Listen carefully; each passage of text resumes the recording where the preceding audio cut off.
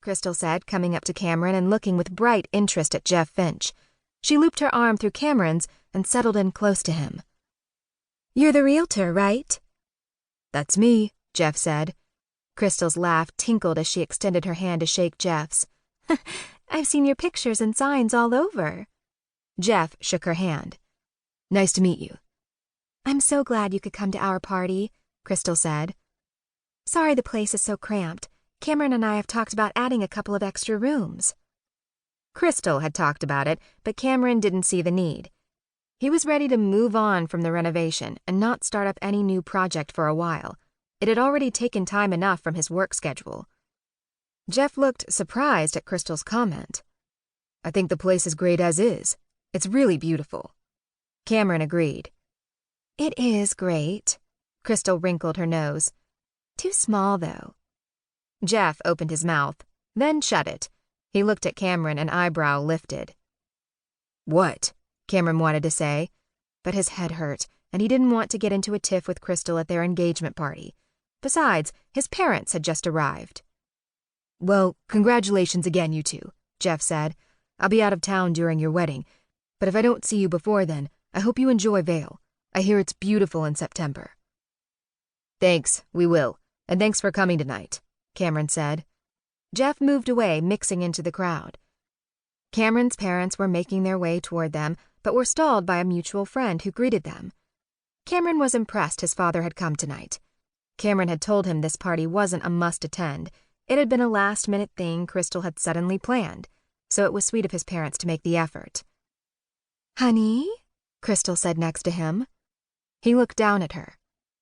"You need to stop telling people about Vail," she said. "I mean, we haven't completely decided." Cameron blinked. "What do you mean, we haven't decided? The place is booked, and we were just talking about it yesterday." Crystal smiled that smile of hers that meant she was trying to be sweet, although she completely disagreed.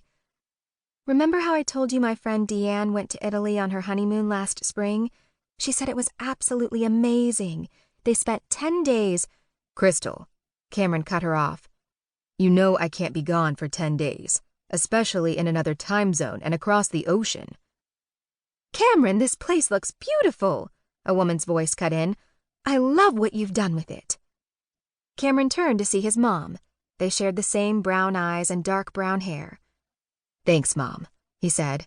"Hi, Dad." His dad grinned and pulled him into a bear hug. "You've been busy, I see. Even Grandpa Vance would be impressed with what you've done to his old cabin.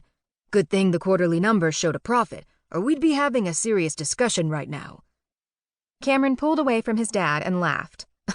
"I told you it was going to be a good quarter. The Adidas contract we signed in March is only the beginning of more great things to come. I have a meeting with Under Armour next week to see if they're interested in contracting with us for manufacturing as well." "That's my boy," his dad said in a jovial tone, clapping Cameron on the shoulder. "Excuse me, Mr. Vance," Crystal said.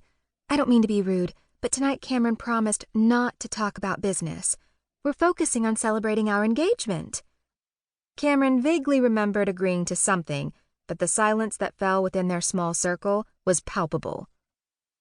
"Oh, righty then," his dad said, his mouth still smiling, but his eyes gleaming with several questions Cameron knew he wasn't looking forward to answering later. "We'll go hit the refreshments since we had to leave another dinner party early to come here," his mom said, ever the tactful person. "Crystal, dear, did you put the refreshments together? They look wonderful." Crystal straightened but still clung to Cameron's arm. "I used a catering company." "Of course you did," his mom said with a sweet smile. "But it still takes time and effort to put everything together.